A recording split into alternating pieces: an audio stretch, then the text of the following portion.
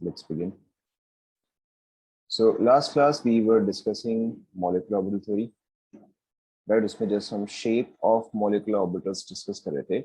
So far we had discussed your sigma bonding. Sigma bonding कुछ इस तरह से होता है. Then we had discussed sigma anti bonding. Sigma anti bonding का shape कुछ इस तरह से होता है. After that we had discussed कि अगर आपका p and p orbital sigma bonding बनाता है तो वो किस तरह से होता है. In that case the shape looks something like this. Similarly अगर आपका p and p sigma anti bonding form करता है, in that case the shape looks something like this. Now apart from that the other thing that is left is pi bonding and pi anti bonding. So देखो उस case में आपका shape कैसा होता है, मैं यहीं पर ही कंटिन्यू कर रहा हूँ. So when we have a pi bonding, let's say when we have a pi 2px and overlapping with a pi 2px, okay, overlap. So in that case देखो हमारा किस तरह से बनता है, it's very simple. So suppose करो कि ये मेरा 2px हुआ, क्योंकि pi bond है तो sideways overlapping होगा, okay. दूसरा वाला भी मेरा sideways ही होगा. Let's assume that this is a plus here, this is a minus here, plus here, minus here. So in that case मेरा overlap देखो किस तरह से होता है, न्यूक्लियस, okay. यहाँ पे एक ओवरलैप का रीजन आएगा, यहाँ पर एक ओवरलैप का रीजन आएगा. आप साइन मुझे बड़े आराम से बता सकते हो. यहाँ पे बताओ साइन क्या आएगा. Obviously it will be positive here and यहाँ पे साइन जो है वो negative. Okay, so this is pi bonding. This is your pi bonding. Okay, obviously मैंने यहाँ पे पॉजिटिव चार्ज को ऊपर दिया है, नेगेटिव को नीचे दिया है, बट इससे कोई फर्क नहीं पड़ता. आप चाहे तो negative positive and negative positive कर सकते हो, तो in that case negative positive, right. So sine का डायरेक्शन से ऐसा कुछ खास फर्क नहीं पड़ता. This one is your pi bonding. Now the next is your pi anti bonding. In that case क्या है कि अगर सपोज करो आपके पास ये है एंड आपके पास ये है, प्लस माइनस बट यहाँ पे माइनस, या फिर चलो मैं इसको उल्टा कर देता हूँ. ओके, आप चाहे तो यहाँ पे माइनस प्लस एंड माइनस कर सकते हो, चाहे फिर यहाँ पे प्लस माइनस प्लस कर सकते हो. ओके, सॉर्ट ऑफ सिमिलर ही, आपको क्वेश्चन देख के थोड़ा समझना पड़ेगा. बट जैसे यहाँ पे मैंने आपको क्या दिया है, अच्छा चलो मैं यहाँ पे माइनस हटा देता हूँ. ओके, मैं इसको ऐसे कर देता हूँ, बड़ा इजी रहेगा. सो इन दैट केस देखो मेरा स्ट्रक्चर कैसा आता है, न्यूक्लियस. राइट, नाउ ध्यान दो यहाँ पे आपका स्ट्रक्चर कैसा आएगा. यहाँ पे इस तरह से 4 लोब्स आएंगे. ओके, यहाँ पे इस तरह से 4 लोब्स आएंगे. अब आप मुझे सबका साइन बताते रहो, इस वाले का साइन क्या आएगा बताओ. वेरी गुड, इस वाले का साइन आएगा पॉजिटिव. इसका क्या आएगा, करेक्ट, नेगेटिव आएगा. इसका क्या आएगा, करेक्ट, पॉजिटिव आएगा. एंड इसका क्या आएगा, negative. Is that clear to everyone? Copy कर लो.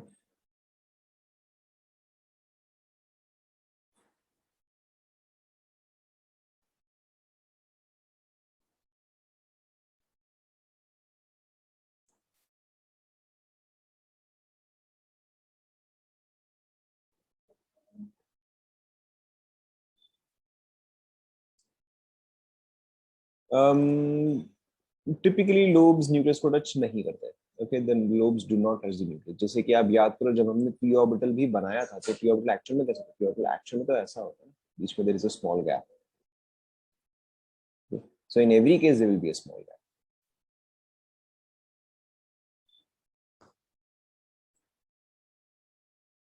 Late me see if I have chemical bonding here. देखो स्ट्रक्चर कुछ इस तरह से आएगा. ओके, देखो this is your sigma anti bonding, this is your sigma bonding, this is your, जब P और P सिग्मा एंटी बॉन्डिंग बना रहे होते, जब P और P सिग्मा बॉन्डिंग बना रहे होते. Okay, this is pi anti bonding and this is your pi bonding. Okay, so you can also refer to NCERT, आपको सेम टाइप का ही डायग्राम मिल जाएगा. Is that clear? यहाँ तक कंप्लीट हो गया. Alright, so now another important part is nodal planes. Another important part is nodal planes. देखो काफी सिंपल सा ही है। सबसे पहले देखो, जब मेरा S एंड S मिला के सिग्मा बॉन्ड बना रहा है, तो इन दैट केस मेरा स्ट्रक्चर जो है वो कुछ इस तरह से आता है। Okay, is there any nodal plane here? अच्छा चलो मैं एक काम करता हूँ, मैं पहले सारे बना लेता हूँ। देन जब S and S anti bonding बनाता है,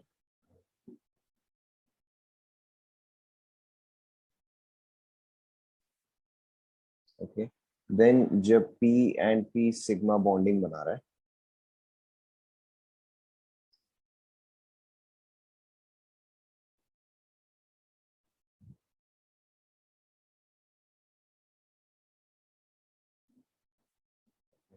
देन जब P and P sigma anti bonding,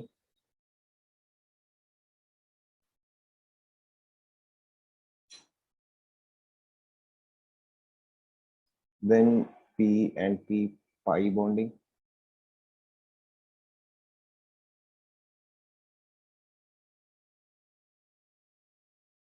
P and P pi anti bonding.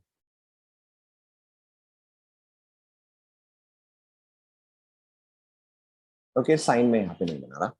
Now, does this one have any nodal plane? This one obviously has zero nodal planes. All right. How many nodal plane does this one have? इसके पास एक nodal plane आएगा. Okay. Sigma sigma anti bonding के पास ये एक nodal plane आएगा. So this will have one nodal plane. PP sigma bond के पास एक भी nodal plane आएगा क्या? इसके पास तो कोई भी nodal plane नहीं आएगा.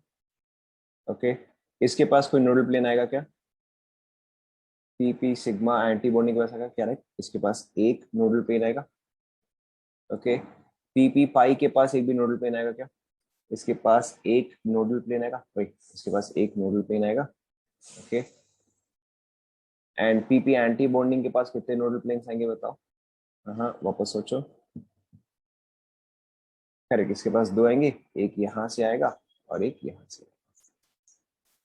राइट, कंप्लीट कर लो.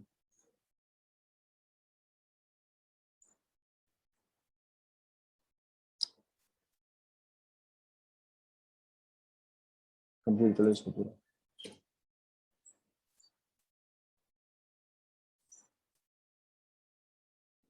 ना इसके अलावा कई बार आप कुछ बुक्स में जेरेड अनजेरेड वगैरह भी देखोगे.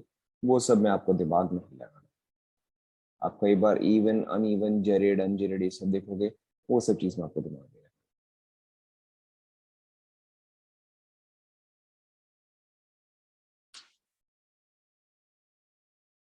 कंप्लीट हो गया.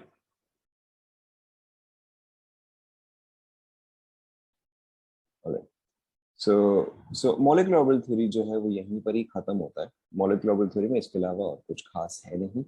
सो इसके अलावा मॉलिक्यूलर ऑर्बिटल थ्योरी में एक काफी कॉमन सा क्वेश्चन है जो कि आपको याद रखना है. ओके, एक काफी कॉमन सा एंड एक्सेप्शन वाला क्वेश्चन आपको याद रखना है कि अगर आपको सपोज करो पूछा जाए question, what is the bond order of CO and CO plus. Okay, what is the bond order of CO and CO plus? मैं ऑप्शन दे रहा हूँ. Let's say 3, 2.5, 2.5, 3, 3, 3.5, 3, 2. Okay, try करो. ऑटोमेरिज्म जो है वो हम ऑर्गेनिक में पढ़ेंगे, अभी इसमें time. What is the bond order of CO and CO plus?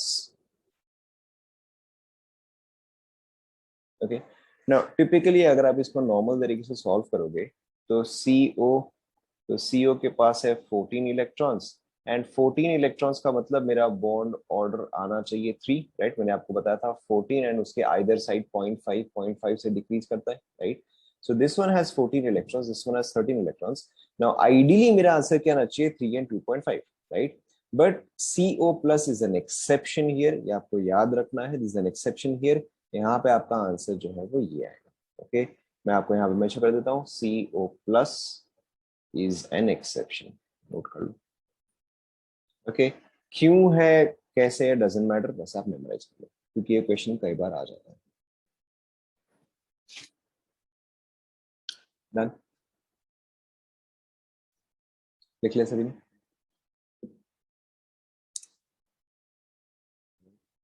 This is an exception, ये इसका एक्चुअली स्ट्रक्चर जो है वो एमओटी से आता है। बट एमओटी में क्या है, अभी तक हम जितने भी मॉलिक्यूल्स करते आ रहे हैं those were all homo atomic molecules और होमो न्यूक्लियर मॉलिक्यूल्स, यानी कि दोनों के एटम्स जो थे वो सेम थे। हम H2 कर रहे थे या O2 कर रहे थे या N2 कर रहे थे, तो उस केस में क्या हो रहा था कि 1s और 1s जो था सेम एनर्जी लेवल पे था, या 2s एंड 2s जो है वो सेम एनर्जी लेवल पे था। बट सीओ के केस में मेरा दोनों एटम्स जो है वो अलग अलग है, सो इन दैट केस इसका 1s और इसका 1s जो है वो लेवल अप नहीं होगा, सेम इसका 2s एंड इसका 2s जो है वो लेवल अप नहीं होगा। तो उसके हिसाब से जाके कहीं पर एक एक्सेप्शन आता है, but that is not in our syllabus, but just this is a very common question. Okay? आप बस इतना ही ध्यान में रखो कि हेटेरो एटम्स के केस में हमारा एनर्जी लेवल्स जो है वो सिमिलर नहीं होता है। Right? Now, let's continue. So this was all about MOT. MOT में इससे ज्यादा क्वेश्चंस नहीं आते। MOT पे आपके टिपिकल क्वेश्चंस क्या है, bond order, bond length, stability, and ये जो मैंने आपको क्वेश्चन दिया आपका कार्बन मोनोऑक्साइड वाला, राइट? उसके आगे और MOT में क्वेश्चंस मैंने बहुत ही कम देखे। Now, so we are MOT is done. We are going to start with another part. हम chemical bonding में ही continue कर रहे हैं in an entirely different part, right? So what we are going to discuss right now is called as Fajan's rules. It's called as Fajan's rules. Okay, click for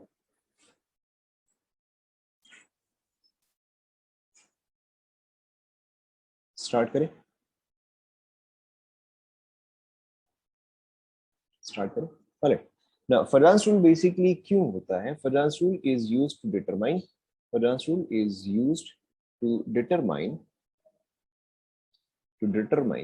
the covalent character to determine the covalent character of ionic compounds.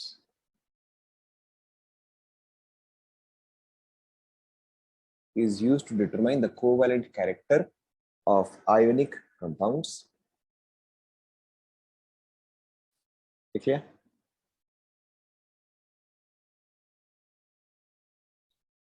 लिख लिया? Alright. ना देखो यहाँ पे इस चीज का मतलब क्या होता है, यहाँ पे देखो इस चीज का मतलब क्या होता है कि अगर सपोज करो मैं आपको कंपैरिजन के लिए दो स्पीशीज दूं, ऑलराइट, कि let's say I have a and B here, alright, I have A and B here, okay, and let's say I have A and B here, okay. Now this is case 1, this is case 2, this is case 3, okay. हम आराम से solve करेंगे, कोई जल्दी नहीं है। Now out of case 1, case 2, case 3, in which case will you say कि यहाँ पे बॉन्डिंग जो है वो कोवैलेंट है? कैसे बताया आपने, बताओ। हाउ डिड यू डिटरमाइन कि अच्छा केस 1 में बॉन्डिंग जो है वो कोवैलेंट है? करेक्ट, केस 1 में बॉन्डिंग जो है वो कोवैलेंट हमें इसलिए लग रहा है क्योंकि इलेक्ट्रॉन्स जो है वो दोनों के बीच में शेयर्ड है। यस और नो?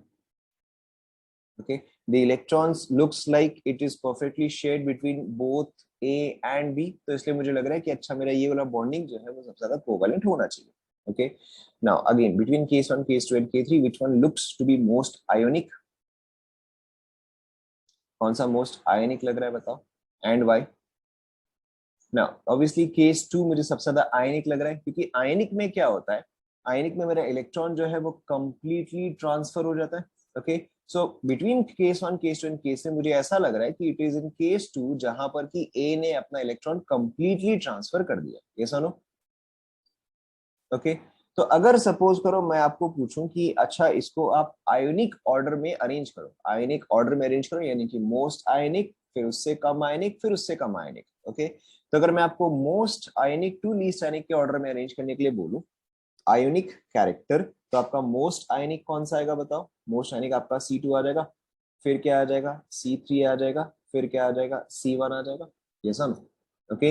या फिर यहीं पर ही अगर मैं इसको बोलूं कि कोवेलेंट कैरेक्टर में आप कन्वर्ट करो, ओके, सो मोस्ट कोवेलेंट कौन सा आ जाएगा बताओ? करेक्ट, जैसे इसका इनवर्स हो जाएगा, तो C1 जो है वो मेरा मोस्ट कोवेलेंट हो गया, राइट, C2 जो है वो मेरा लीस्ट कोवेलेंट हो गया, एंड C3 जो है वो इन बिटवीन आ जाएगा। ये सुनो, देखो समझ में आएगा। Okay, so this is what we are going to determine here. Okay, this is what we are trying to determine here कि एक आयनिक कंपाउंड में, okay, कि एक आयनिक कंपाउंड में कोवेलेंट कैरेक्टर कितना है. Okay, एक ionic compound can be 100% ionic, okay, or it can be let's say 40 or it can be 60% ionic or it can be 50% ionic. Okay, तो इसमें से कुछ भी वैल्यू हो सकता है. Obviously all of these three compounds are not equally ionic, तो हम वही निकाले कि कितना आयनिक कैरेक्टर होगा and कितना कोवेलेंट कैरेक्टर होगा. Okay, and how can we determine that? Very simply by finding out कि मेरा इलेक्ट्रॉन पेयर जो है वो किस डायरेक्शन में ज्यादा प्रेजेंट है. Okay, क्या वो इन बिटवीन है, क्या वो ज्यादा बी के तरफ है, या क्या वो ए के तरफ है. C3 is in between. Okay, C3 जो है वो in between ionic and in between covalent आएगा. Okay, we are simply finding out the order. अभी हम यहाँ पे exactly नहीं बोल रहे कि ये exactly कितना परसेंटेज आएगा, हम सिर्फ order निकाल रहे हैं. Okay, now let's come back to this. Now अब देखो फ्रांस रूल में हम कैसे डिटरमाइन करते हैं कि अगर आपके पास सपोज करो कैटायन है, ओके, एंड आपके पास सपोज करो एनायन है, right. If you have a cation and if you have an anion, and अगर दोनों if both are perfectly spherical, if both are perfectly spherical, if both are perfectly spherical, it implies that the bond is 100% ionic. It implies that the bond is 100% ionic. Okay, चलिए अब यहां तो copy कर लो.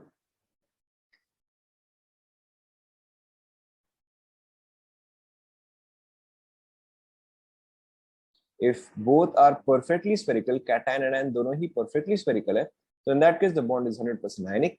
लेकिन अगर आपका bond कुछ इस, अगर आपके एटम्स जो है वो कुछ इस तरह से, देखो ध्यान दो. सो इनिशियली ये चीज स्फेरिकल था, ध्यान दो, इनिशियली ये चीज स्फेरिकल था, लेकिन अब क्योंकि यहाँ पे पॉजिटिव चार्ज है तो ये इसके इलेक्ट्रॉन क्लाउड को क्या करेगा, अट्रैक्ट करेगा. यस और नो. ओके, यहाँ पर जो पॉजिटिव चार्ज है वो इसके इलेक्ट्रॉन क्लाउड को अट्रैक्ट करेगा. Now let's write a couple of cases. देखो काफी सिंपल सा ही है again. So this is let's say case number 1. Okay, this is let's say case number 2 and this is let's say case number 3. Okay, मैं यहाँ पे label कर दे रहा हूँ इसको. So this is case 1, this is case 2 and this is case 3. Okay, ना अब आप इसमें देख के बताओ कि इसमें से कौन सा केस में मोस्ट कोवेलेंट कैरेक्टर होगा. ऑब्वियसली आपको दिख ही रहा है, जहां पर मेरा इलेक्ट्रॉन एग्जैक्टली मिड पे होगा वहीं पर ही मेरा सबसे ज्यादा कोवेलेंट कैरेक्टर आएगा, right. So case 3 would be most covalent, followed by case 2, followed by case 1. Yes और नो. ओके, तो अगर मैं यहाँ पे कोवेलेंट कैरेक्टर लिखूं, तो अगर मैं यहाँ पे कोवेलेंट कैरेक्टर लिखूं तो वो क्या आ जाएगा, C3 more than C2 more than C1. Is that clear?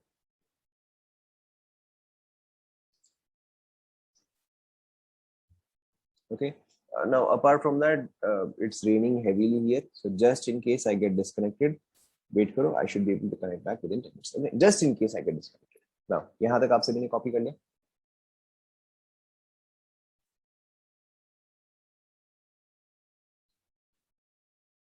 copy कर लिया यहाँ तक सभी ने.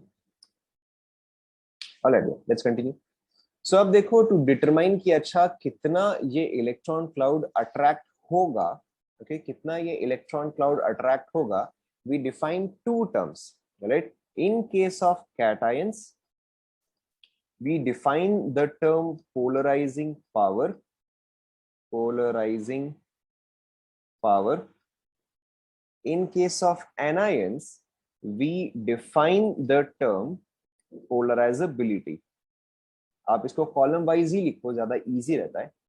Polarisability, polarisability. आई थिंक इसकी स्पेलिंग ZI होता है. I am not entirely sure. I think it's like this. Okay, but doesn't matter. Cations के केस में हम डिफाइन करते हैं पोलराइजिंग पावर, एनएस के केस में हम डिफाइन करते हैं पोलराइजेबिलिटी. स्टार्ट करें. ओके, मैं इसको शॉर्ट में लिख रहा हूँ. पोलराइजिंग पावर, ओके, मैं इसको शॉर्ट में लिख रहा हूँ. Polarising power is the tendency of the cation. Polarizing power is the tendency of the cation to attract the electron cloud of anion. All right. Now polarizability क्या है? Again मैंने इसको शॉर्ट में लिख दिया, काफी बड़ा सारा वर्ड है. Polarizability क्या है? It is the tendency of an ion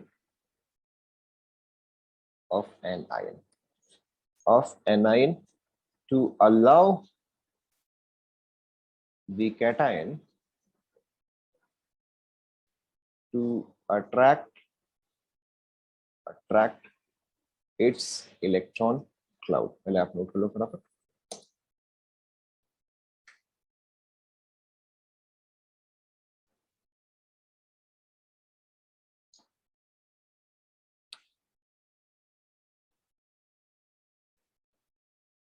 electron cloud देखो बेसिकली क्या होता है. जब हमने अगेन एटॉमिक स्ट्रक्चर डिस्कस किया था, वहां पर हमने क्या देखा था कि इलेक्ट्रॉन का हम एग्जैक्ट पोजीशन तो नहीं बता सकते.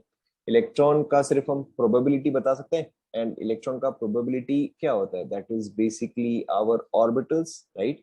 सो उसी ऑर्बिटल को हम इलेक्ट्रॉन क्लाउड बोलते हैं. ओके, सो इलेक्ट्रॉन क्लाउड का मतलब क्या हो गया? What is the region where the probability of finding electron is large. बस उतना चाहिए.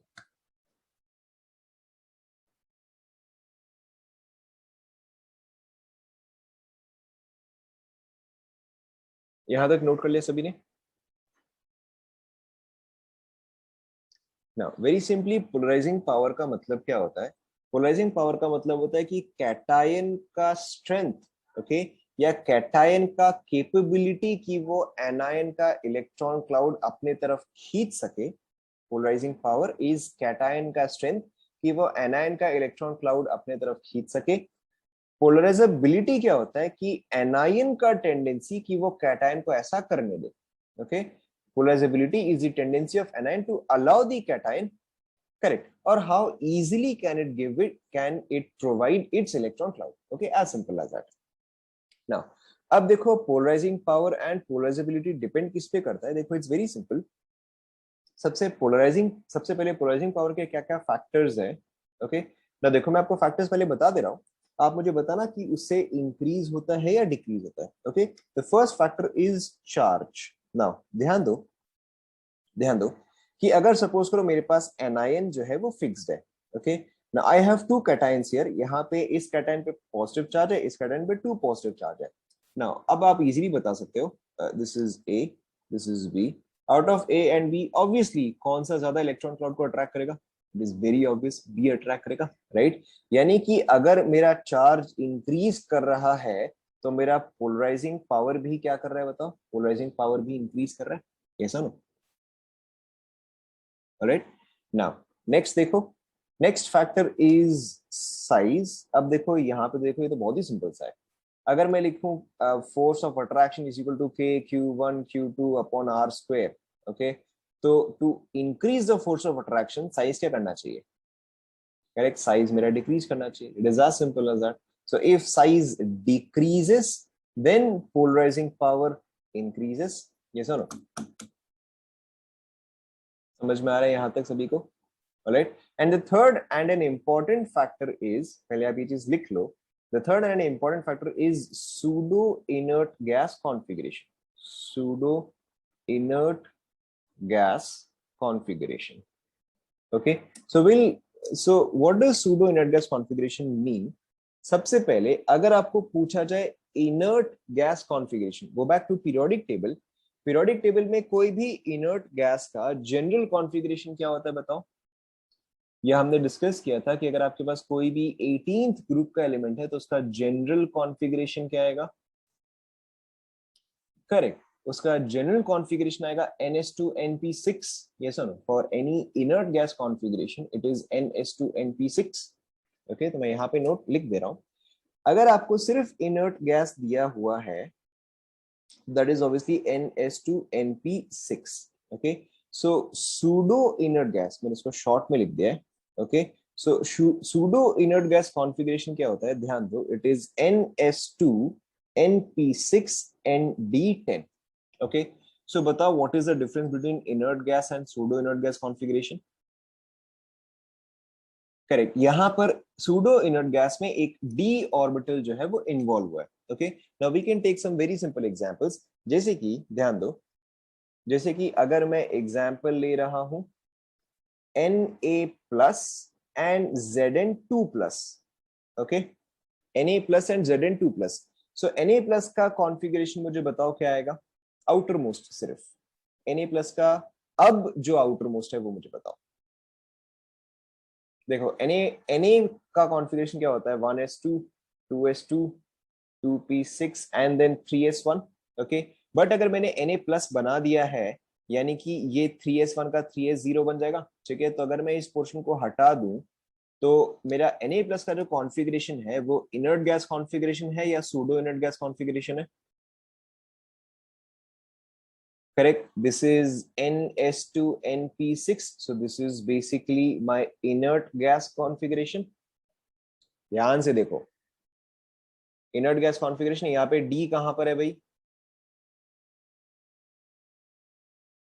Okay, this is inert gas configuration. Whereas अगर मैं Zn2 प्लस का देखूं, ध्यान दो, Zn2 प्लस का कॉन्फ़िगरेशन क्या आएगा, 1s2 2s2 2p6 3s2 3p6। मैं यहाँ पे 3d10 लिख रहा हूँ, यहाँ पे 4s2 लिख रहा हूँ। ओके, बट क्योंकि Zn2 प्लस है तो मेरा दोनों इलेक्ट्रॉन कहां से रिमूव होगा, 4s2 से रिमूव होगा। ओके, ना अब आप मुझे इसका कॉन्फ़िगरेशन देके बताओ, अब ये कौन सा कॉन्फ़िगरेशन है? This is now pseudo inert gas configuration. क्या अब आपको ये चीज समझ में आया? अब आपको ये चीज समझ में आया? ऑलराइट, नोट दिस डाउन, इसे नोट कर लो आप। ओके, इसे आप इसमें ही नोट मत करना, इसको थोड़ा सा आप अलग जगह नोट करना, 3-4 लाइन छोड़ के आप इसको नोट करना। ओके,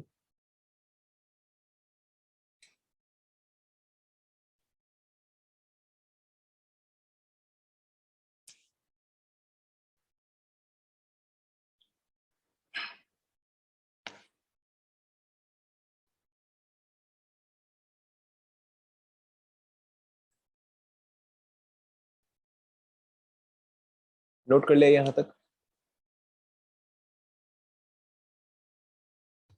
ऑलराइट, नाउ अब देखो सूडो इनर्ट गैस कॉन्फ़िगरेशन में होता क्या है। Again like we already discussed that the difference between inert gas and pseudo inert gas is your D orbital, right, जो आपका D10 का बात होता है ना। अब आप मुझे ये बताओ कि डी ऑर्बिटल्स जो है वो इफेक्टिव शील्डिंग प्रोवाइड करते हैं, ट्रू और false? obviously d orbitals do not provide effective shielding। तो देखो जो मेरा होता है z effective is equal to z minus sigma। तो अगर d orbitals present है तो is the value of sigma large और small? Correct, d orbitals are not good at providing shielding, तो इसका वैल्यू जो है वो स्मॉल हो जाएगा ना। ध्यान दो, अगेन कोई जल्दबाजी नहीं है। अब अगर इसका वैल्यू स्मॉल है तो इसका वैल्यू क्या हो जाएगा बताओ? करेक्ट, अगर इसका वैल्यू स्मॉल है तो इसका वैल्यू लार्ज हो जाएगा, ये सर।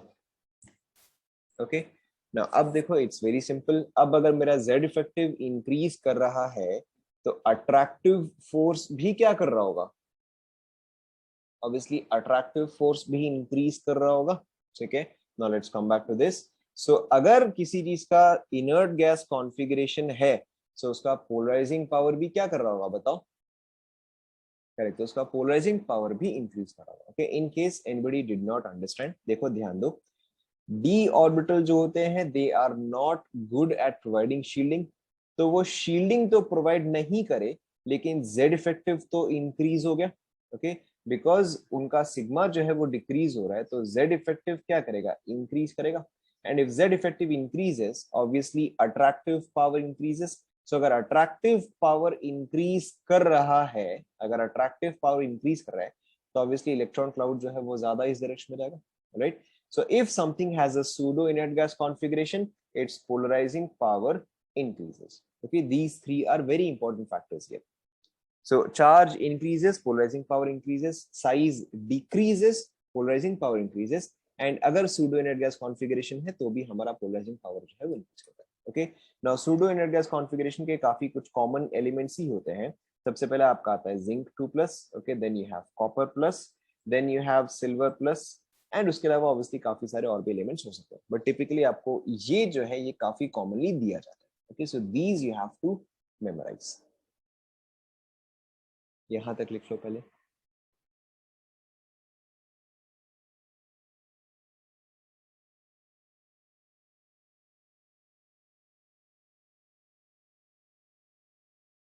हाँ obviously see entire D block तो D10 कॉन्ट्रीब्यूशन होना चाहिए ना, तो निकल 2 प्लस D10 थोड़ा ना आएगा।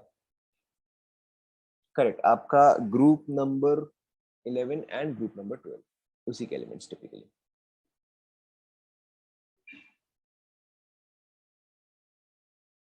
लिख लें यहां तक।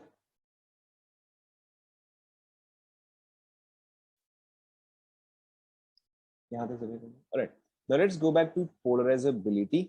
नाउ पोलराइजेबिलिटी मैंने आपको क्या बताया, polarisability is the tendency of anion to allow it to happen. Okay, या एनायन जो है वो कितना इजीली अपना इलेक्ट्रॉन क्लाउड दे देगा। ओके, नाउ पोलराइजेबिलिटी किस किस फैक्टर पे डिपेंड करता है। Now first of all let me tell the factors, then आप मुझे बताना कि किस तरह से डिपेंड करता है। राइट, नाउ पोलराइजेबिलिटी के फैक्टर्स क्या क्या होते हैं, मैंने ऑब्वियसली इसको शॉर्ट में लिखा है। पोलराइजेबिलिटी के फैक्टर्स क्या क्या होते हैं। The first factor is charge. Okay, now ध्यान दो, ध्यान दो। So let's say I have a cation here.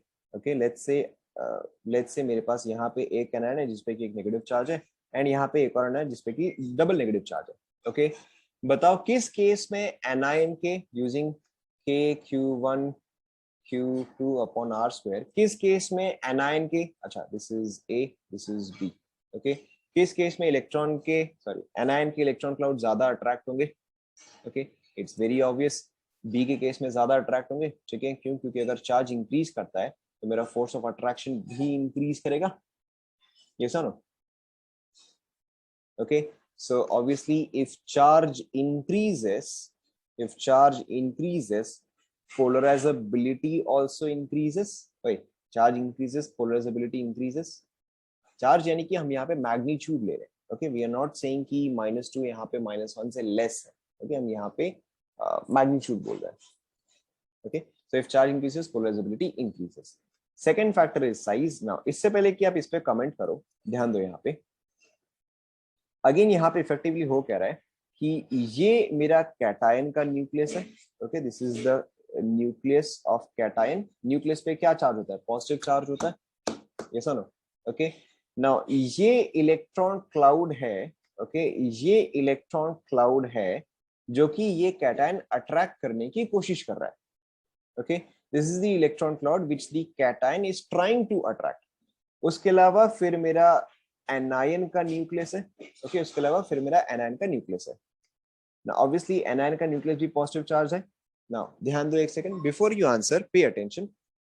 Cation का न्यूक्लियस, बीच में इलेक्ट्रॉन क्लाउड जो कि कैटायन अट्रैक्ट करने की कोशिश कर रहा है। Okay, then you have anion का न्यूक्लियस। न्यूक्लियस तो हमेशा पॉजिटिव चार्ज होता है। Okay, now we have two cases. Okay, in the first case the nucleus is present at this distance, तो यही हमारा साइज ऑफ एनायन होगा। And in the other case my nucleus is present here, okay, at this distance. ध्यान दो, this is case A, this is case B. Now ध्यान दो, polarizability is tendency of anion to allow it to happen। okay, now किस case में between case A and case B cation जो है ज्यादा easily electron cloud को खींच सकता है। बताओ किस केस में ज्यादा इजीली खींच सकता है। बी वाले केस में खींच सकता है। बी वाले केस में कैसे खींच सकता है बताओ। बी वाले केस में इसलिए खींच सकता है क्योंकि अब यहाँ पे न्यूक्लियस जो है वो तो इलेक्ट्रॉन क्लाउड से दूर हो गया। ओके, अब न्यूक्लियस जो है वो तो इलेक्ट्रॉन क्लाउड से दूर हो गया, तो मेरा फोर्स ऑफ अट्रैक्शन भी क्या हो गया, डिक्रीज हो गया। ये सुनो, जो मेरा कैटायन सॉरी जो मेरा न्यूक्लियस ऑफ एनायन है एंड जो मेरा इलेक्ट्रॉन क्लाउड है, अगर उन दोनों के बीच में डिस्टेंस इंक्रीज करेगा तो इसका फोर्स ऑफ अट्रैक्शन तो वीक हो रहा है, और अगर इसका फोर्स ऑफ अट्रैक्शन वीक हो रहा है तो इसके लिए खींच पाना ज्यादा इजी है। ये सुनो। ओके, सो अब अगर मैं साइज वाइज कंपेयर करूं, ओके, अब अगर मैं साइज वाइज कंपेयर करूं, तो if size increases then polarizability also increases. ये सुनो, क्योंकि अगर साइज इंक्रीज हुआ तो मेरा एनायन जो है वो ज्यादा इजीली इलेक्ट्रॉन क्लाउड को दे पाया। ओके, सो यहां पर देखो एक काफी इंपॉर्टेंट फैक्टर है, if size increases polarisability also increases. factors. Okay, in this case there are only 2 factors, there are not 3 factors. Right, note कर लो. यहाँ पे चाहे तो आप इसका रीजन लिख सकते हो. Reason, okay, as size increases, size वाला फिर से बता रहा हूँ. As size increases, यहाँ पे आप रीजन लिख लो. Attractive force between nucleus of anion and electron cloud decreases. Okay, पहले आप ये चीज लिख लो, फिर मैं आपको फिर से एक्सप्लेन करता हूँ.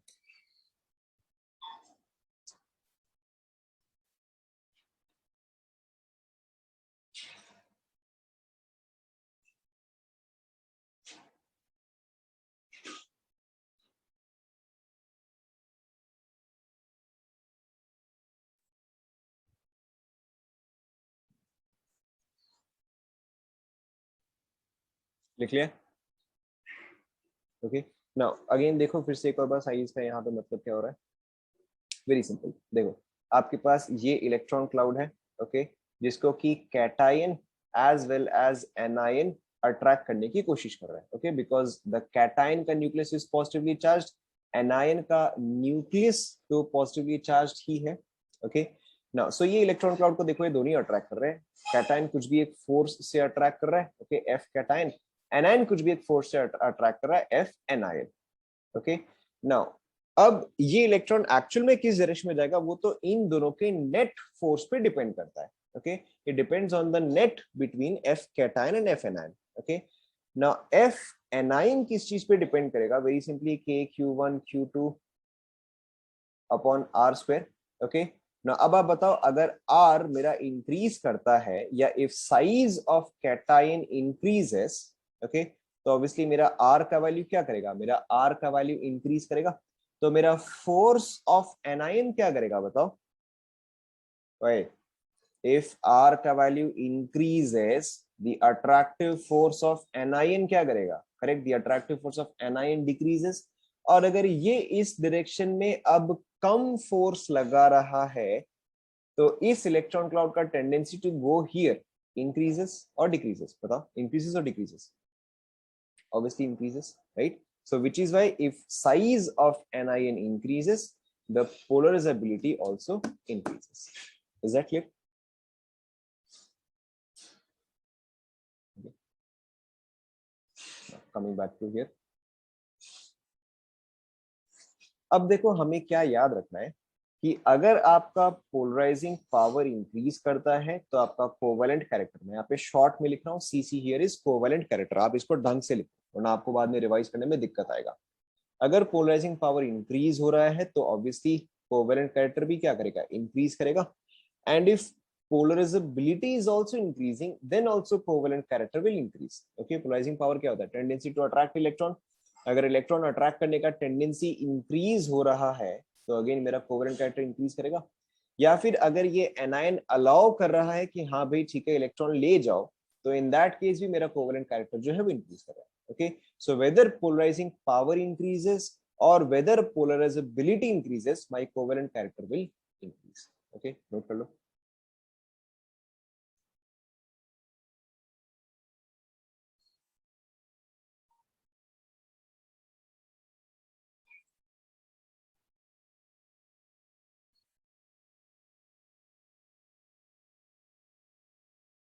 नोट कर लिया सभी ने?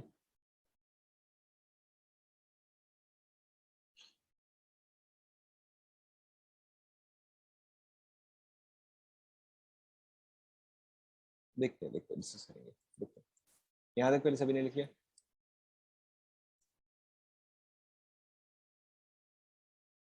Alright, now let's take a simple example. Let's take LiCl, NaCl and KCl. Okay, कोई जल्दबाजी नहीं, देखो हम आराम से सॉल्व करेंगे ना. यहाँ पे मुझे ये निकालना है कि किसका कोवेलेंट कैरेक्टर ज्यादा है एंड किसका आयनिक कैरेक्टर ज्यादा है. Okay, not difficult at all. Now जब भी आपको ऐसा कंपैरिजन दिया जाए, सबसे पहले हम क्या करते हैं? सबसे पहले हम हमेशा जो पार्ट कॉमन है उसको हम हटा देते हैं. ओके, तो यहाँ पे ऑब्वियसली आपको कॉमन क्या दिख रहा है, Cl आपको कॉमन दिख रहा है, ठीक है। तो अगर मैं सारे कॉमन पार्ट को रिमूव कर दूं, remove what ever is common, okay, तो मेरे पास क्या बचेगा, Li plus Na plus and K plus, okay, now clearly I have all cations, so cations के केस में हम क्या देखते हैं बताओ, पोलराइजिंग पावर या पोलराइजेबिलिटी, करेक्ट, हम पोलराइजिंग पावर देखते हैं, ओके।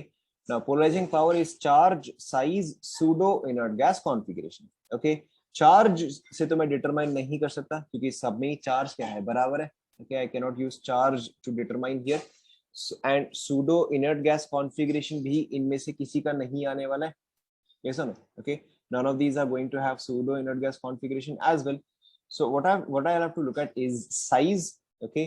तो ध्यान दो, अब अगर मैं साइज देखूं तो इसमें से मिनिमम साइज किसका आएगा, obviously lithium का साइज मिनिमम आएगा, okay, so lithium plus will have the minimum size followed by sodium plus followed by potassium plus, okay।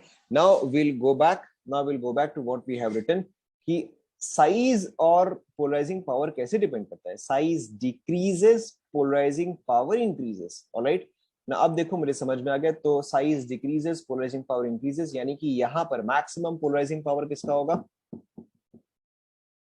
Maximum polarising power किसका होगा, करेक्ट, सो मेरा लिथियम का जो है पोलराइजिंग पावर मैक्सिमम होगा, यस और नो, ओके ना। अब अगेन मैंने आपको फिर क्या बताया कि अगर आपका पोलराइजिंग पावर इंक्रीज करता है तो कोवेलेंट कैरेक्टर इंक्रीज करेगा। सो अगर मैं यहाँ पे कोवेलेंट कैरेक्टर लिखूं तो बताओ इन तीनों कंपाउंड में से मोस्ट कोवेलेंट कौन सा हुआ, करेक्ट, मेरा LiCl जो है वो मोस्ट कोवेलेंट हुआ, followed by NaCl, followed by KCl, ठीक है। या फिर यहीं पर ही अगर मुझे आयनिक कैरेक्टर पूछा रहता, आप पूरा लिखो, एटलीस्ट आप एक बार तो पूरा लिखो, ऑलराइट, यहीं पर ही अगर मुझे आयनिक कैरेक्टर पूछा जाता तो LiCl का ionic character would have been minimum, followed by NaCl, followed by KCl। देखो समझ में आया क्या,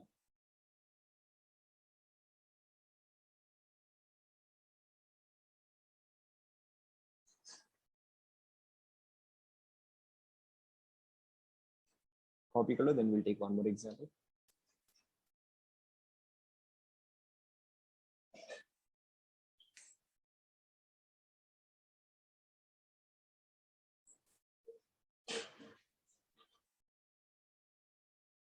कंप्लीट हो गया, alright, let's take one more example. अब ये वाला आपको खुद से करना है, not difficult at all. So I have LiF, LiCl, LiBr and Lii, okay. आपको सेम चीज निकालना है कि किसका कोवेलेंट कैरेक्टर ज्यादा है, किसका आयनिक कैरेक्टर ज्यादा है, okay. Do it in your own way, do it in your own way.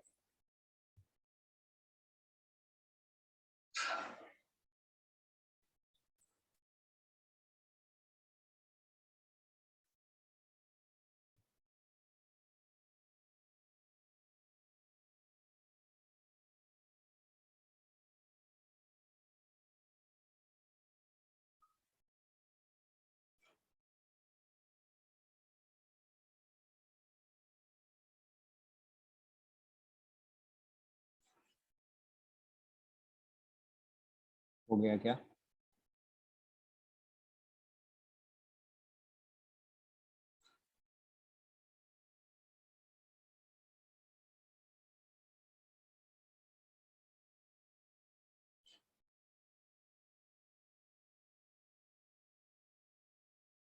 हो गया। देखो यहाँ पे हम इसको कैसे सॉल्व करेंगे, देखो बहुत डिफिकल्ट सवाल है।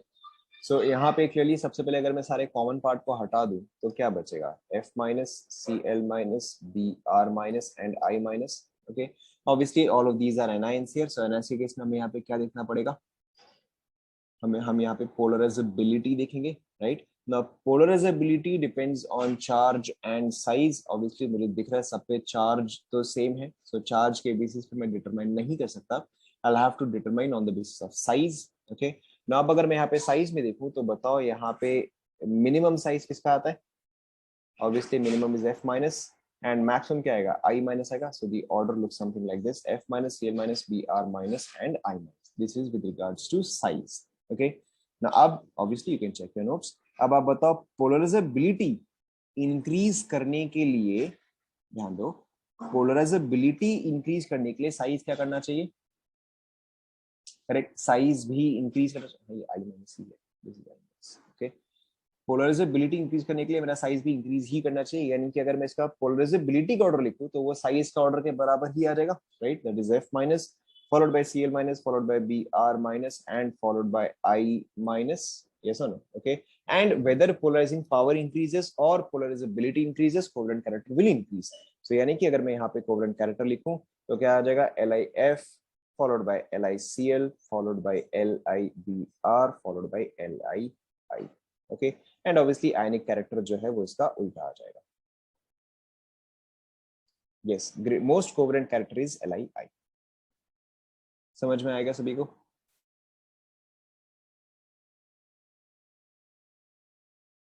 Okay, let's take one more. Let's say we have NaCl, MgCl2 and AlCl3, same चीज, कोवेलेंट कैरेक्टर। ट्राई करो।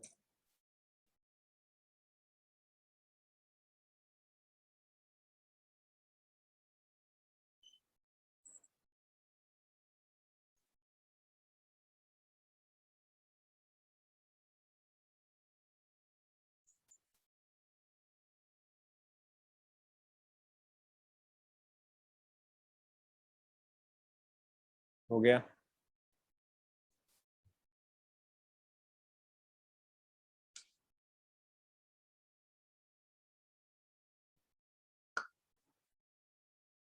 देखो बहुत डिफिकल्ट है। रिमूव व्हाटएवर इज कॉमन, क्या बचता है? Na plus, Mg2 plus and Al3 plus. Okay, ना यहाँ पे देखो, आई हैव ऑल कैटायंस, यानी कि यहाँ पे मुझे पोलराइजिंग पावर देखना पड़ेगा। ओके, तो अगर मैं सबसे पहले चार्ज के हिसाब से देखूं, इन सब में से तो किसी का भी सूडो नेट गैस कॉन्फ़िगरेशन नहीं है। Okay, so we can directly skip that part. ना अगर मैं चार्ज के हिसाब से देखूं तो मेरा मैक्सिमम पोलराइजिंग पावर किसका आएगा बताओ? करेक्ट, तो मेरा मैक्सिमम पोलराइजिंग पावर जो है वो इसका आएगा। ओके, एंड इसका पोलराइजिंग पावर जो है वो क्या आएगा? वो मिनिमम आएगा। ओके, एंड अगर मैं साइज के हिसाब से देखूं तो भी मेरा मैक्सिमम पोलराइजिंग पावर किसका आ जाएगा बताओ? तो भी मेरा मैक्सिमम पोलराइजिंग पावर अल्यूमिनियम का ही आ जाएगा। Yes no? एंड इसका पोलराइजिंग पावर मिनिमम आ जाएगा। Yes no? Okay, so in this case charge and size दोनों ही थैंकफुली सेम डायरेक्शन में जा रहा है। ओके, ऑब्वियसली दोनों ही सेम डायरेक्शन में जा रहे हैं। तो अगर मैं फाइनली पोलराइजिंग पावर के हिसाब से लिखूं तो मेरा ऑर्डर क्या आएगा? Na plus, Mg2 plus and Al3 plus. तो यहाँ पर दोनों फैक्टर्स एक डायरेक्शन में जा रहा है ना। ओके, तो अब देखो यहाँ पे मेरा कोवेलेंट कैरेक्टर क्या आ जाएगा? सेम चीज basically, NaCl has least covalent character, MgCl2 इसके बाद and AlCl3 has maximum covalent character. Okay, now obviously there can be cases in which it can be opposite, but आप उम्मीद करो कि वैसा केस पहली बात तो ना मिले।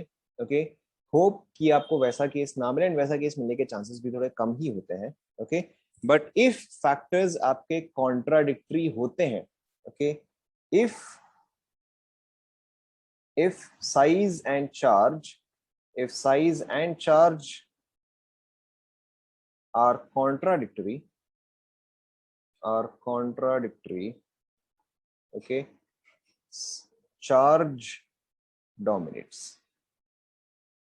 ओके, बट आप उम्मीद करो कि आपका बेस्ट केस हमेशा आपको सेम डायरेक्शन में मिल जाए। कॉन्ट्राडिक्टरी क्योंकि टिपिकली तो हम बोलते हैं कि अच्छा चार्ज डोमिनेट करता है, बट उसके बहुत सारे एक्सेप्शंस निकल सकते हैं। राइट, नोट कर लो। If size and charge are contradictory, charge dominates. खत्म हुआ क्या? Let's take one more. अब देखो ये बड़ा सिंपल सा है। CuCl, NaCl, कौन सा ज्यादा कोवेलेंट कैरेक्टर आएगा बताओ?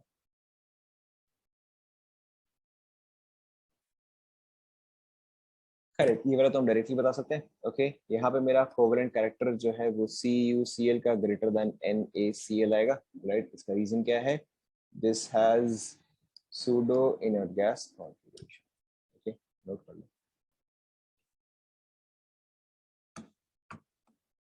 Is that clear?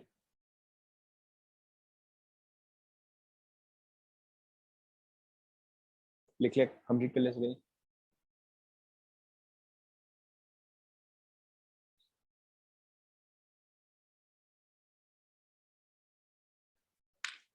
Done. Alright, now इसके अलावा कुछ और पॉइंट्स है फजांस रूल के ऊपर, तो आप कुछ पॉइंट्स नोट कर लो। Okay, some applications, some applications of Fajans rules.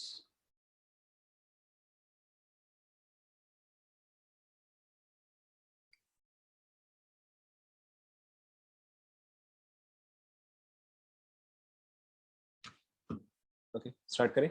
Application of Fajans rules, start करें. Alright. So the first application is to determine solubility. To determine solubility. Okay. Now solubility के case में हमें क्या याद रखना है? Like dissolves like. Okay. Like dissolves like. इसका मतलब क्या होता है कि अगर आपके पास एक आयनिक कंपाउंड है, ओके अगर आपके पास एक आयनिक कंपाउंड है तो वो पोलर सॉल्वेंट में डिसॉल्व होता है। ऑब्वियसली पोलर पार्ट हमने अब तक डिस्कस नहीं किया है। अगर आपके पास एक आयनिक कंपाउंड है तो वो पोलर सॉल्वेंट में डिसॉल्व होता है, ओके। लेकिन अगर आपके पास एक कोवैलेंट कंपाउंड है तो वो नॉन पोलर सॉल्वेंट में ज्यादा डिसॉल्व होता है, ओके। यहाँ पे पॉइंट इज ज्यादा या कम डिसॉल्व होना। An ionic compound would prefer to dissolve in a polar solvent and it will not prefer to dissolve in a non-polar solvent, whereas a covalent compound would prefer to dissolve in a non-polar solvent but it will not prefer to dissolve in a polar solvent. Okay, ionic and polar जो है वो similar होते हैं, covalent and non-polar similar होते हैं। Okay, to determine solubility like dissolves like, जैसे कि for example अगर मैं आपको दूं वाटर, ओके वाटर आप मुझे बताओ is it a polar solvent और is it a non polar solvent? अब ये तो आप सभी को पता है water is a polar solvent, okay. तो अब अगर मैं आपको पूछूं कि between NaCl and CuCl, okay water में ज्यादा कौन डिसॉल्व करेगा? तो वाटर में जो ज्यादा आयनिक है वो डिसॉल्व करेगा। Why? Because water is a polar solvent, okay. And just अभी हमने निकाला कि इसमें CuCl जो है वो ज्यादा कोवेलेंट है, तो नेचुरली ये जो है मेरा ज्यादा आयनिक आएगा, ओके। एंड क्योंकि ये वाला ज्यादा आयनिक है तो ये वाला ज्यादा सॉल्युबल भी आएगा। Is that clear? Okay, we can take maybe one more example. Let's say अगर मैं आपको बोलता हूं between Ag2O and Ag2S, okay इसमें से कौन सा वाटर में अगेन ज्यादा डिसॉल्व करेगा? Okay, between Ag2 and Ag2S which will dissolve more in water. Now again same चीज, अगर मुझे वाटर में डिसॉल्व करना है तो basically I have to find out which is more ionic here. आराम से, कोई जल्दी नहीं है। अगर अगेन मुझे इसको वाटर में डिसॉल्व करना है, I have to find out which is more ionic here, okay. तो चलो हम इसको आराम से निकालते हैं, कौन सा ज्यादा आयनिक है वही वाला ज्यादा सॉल्युबल होगा। नाउ Ag2O Ag2S, क्लियरली यहाँ पे कॉमन क्या है? सिल्वर कॉमन है, ओके। तो अगर मैं सिल्वर को हटा दूं तो मेरे पास क्या बचेगा? O2 माइनस बचेगा एंड S2 माइनस बचेगा, यस सर। तो यहाँ पे मुझे क्या देखना है बताओ? पोलराइजिंग पावर या polarisability? I'll have to check polarizability, okay। Now polarizability depends on, बताते रहो, polarizability depends on correct charge and size. यहाँ पर चार्ज का तो कोई फायदा नहीं है, यहाँ पर मुझे साइज देखना पड़ेगा।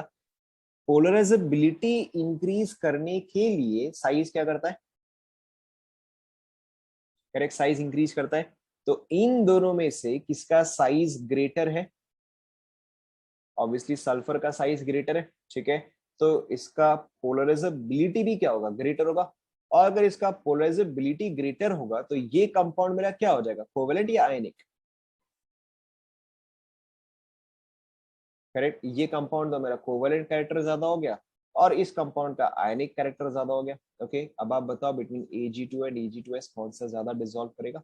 ओके, तो मेरा Ag2 जो है will dissolve more in water. Is that clear?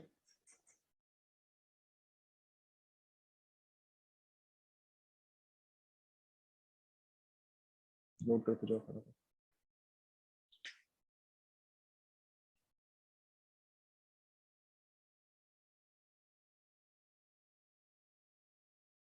Done.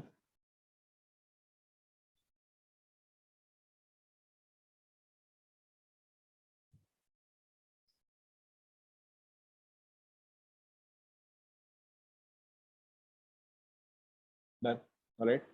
इसका इसका एक और काफी कॉमन सा क्वेश्चन आता है कि between FeOH thrice and FeOH twice, which is more soluble, which is more soluble in water। तो बताओ कौन सा आएगा, आराम से, कोई जल्दी नहीं है।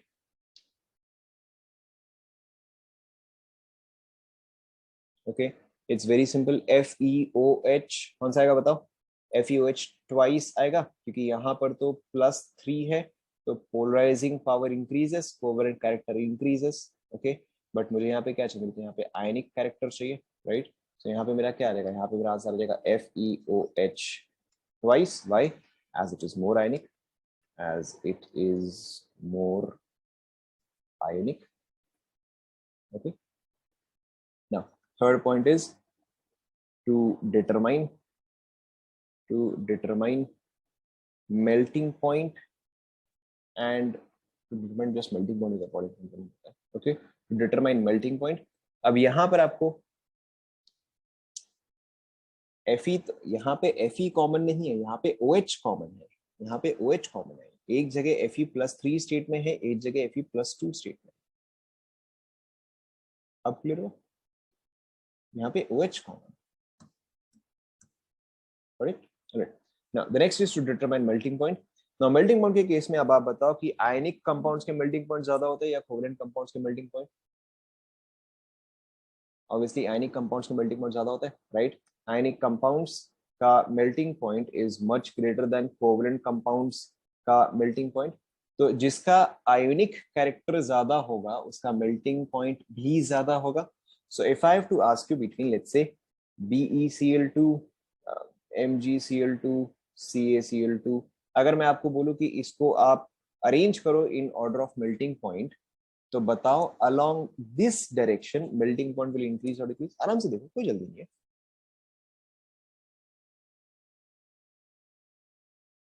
और सोच समझ के जवाब दो, हवा में जवाब मत दिया करो।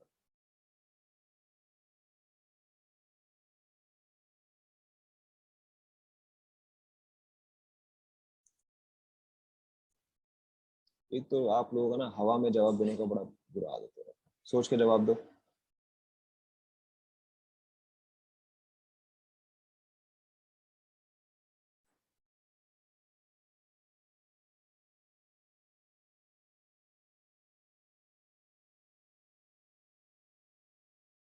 क्या आएगा बताओ,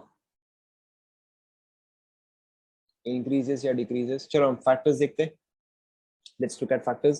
Now clearly all of these three compounds belong to group 2। Okay, clearly all of these three compounds belong to group 2, right। and जिस डायरेक्शन में मैंने एरो पॉइंट किया है ग्रुप 2 है, तो 400 सब पे सेम होगा, सूडो इनर्ट गैस कॉन्फिगरेशन कोई कोई चांस नहीं है, तो यहाँ पे मेरे साइज के हिसाब से ही देखना पड़ेगा, राइट। नाउ जिस डायरेक्शन में मैंने पॉइंट किया है, जिस डायरेक्शन में मैंने पॉइंट किया है उस डायरेक्शन में साइज क्या कर रहा है बताओ, इंक्रीज या डिक्रीज। करेक्ट, उस डायरेक्शन में साइज जो है वो इंक्रीज कर रहा है। Now pay attention, for polarizing power, not polarizability, for polarizing power to increase size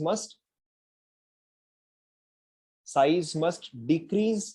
okay, size must decrease, तो यानी कि इसका पोलराइजिंग पावर जो है वो मैक्सिमम आएगा एंड इसका पोलराइजिंग पावर जो है वो मिनिमम आएगा। ये सुनो, ओके, एंड जिसका पोलराइजिंग पावर मैक्सिमम उसका covalent character maximum.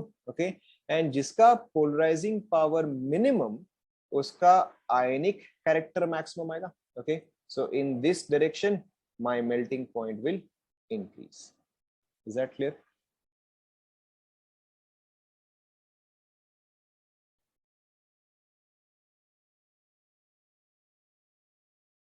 Okay, the next point is, this was third point, the next point is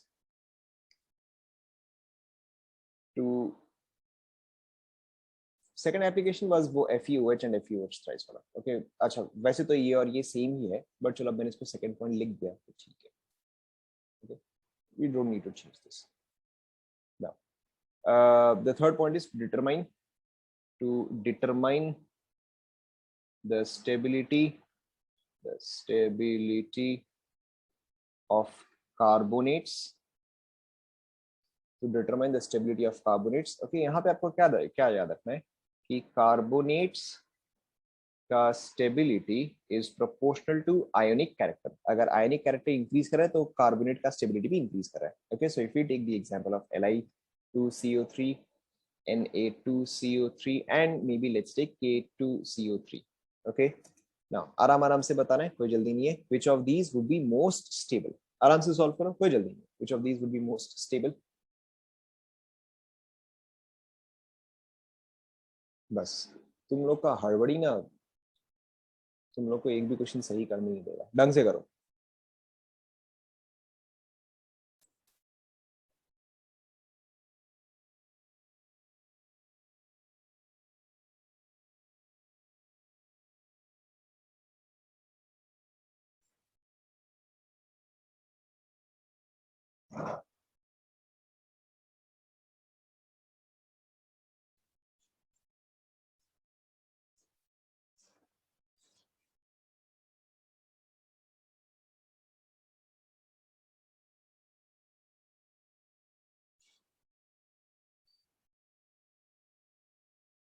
कौन सा आएगा बताओ.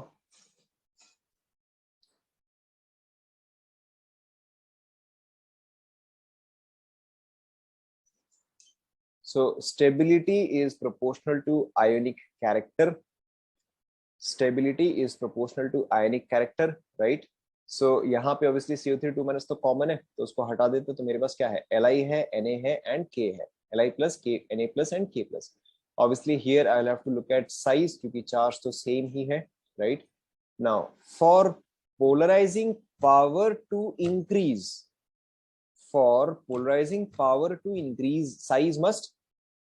size must decrease. नमूनो ढंग से पढ़ लो. Okay, for polarizing power to increase size must decrease. तो यहाँ पे polarizing power maximum किसका होगा? करेक्ट, Li का होगा. सो Li का अगर Li का पोलराइजिंग पावर जो है वो मैक्सिमम है और इसका पोलराइजिंग पावर अगर मिनिमम है, तो यानी कि ये वाला मोस्ट कोवेलेंट होगा एंड ये वाला मोस्ट आयनिक होगा, राइट? तो अगर मैं स्टेबिलिटी के हिसाब से अरेंज करूं तो कुछ ऐसा आएगा. Yes or no? Is that clear? Okay. Now इसके अलावा fifth point is it explains the color. It explains the color in some cases. It explains the color of some compounds. Her compound को तो explain नहीं करता, कुछ compounds explain करता है. It explains the color of some compounds. यहाँ पे आपको क्या याद रखना है? If size of anion increases,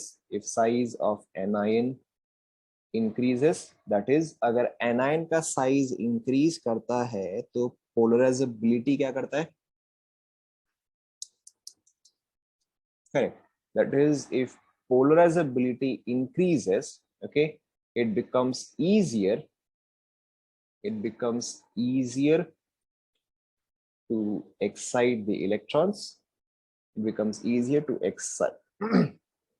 excite the electrons. Okay, hence the compound shows color.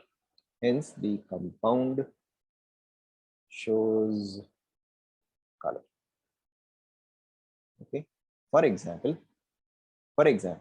AgCl, AgBr, AgI. अब AgCl का कलर सबको पता है. AgCl का colour is when silver reacts with chlorine, a dash colored precipitate is formed. बताओ. AgCl का colour सबको पता है, correct? AgCl is white in color. Okay, now AgBr, AgI किसी को याद है क्या? Anybody? AgBr, AgI is basically yellow.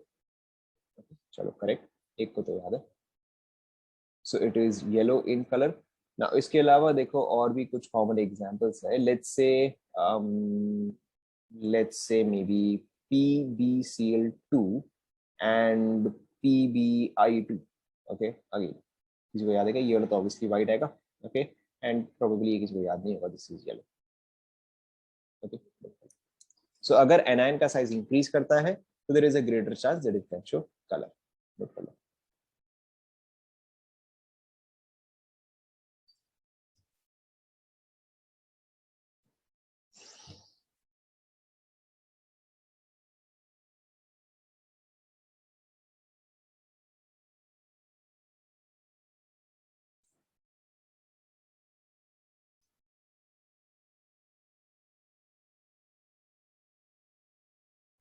क्या क्या? it becomes easier to excite the electrons. Bond length किसका bond length? मतलब exact values of bond length. You don't have to remember the exact values of bond.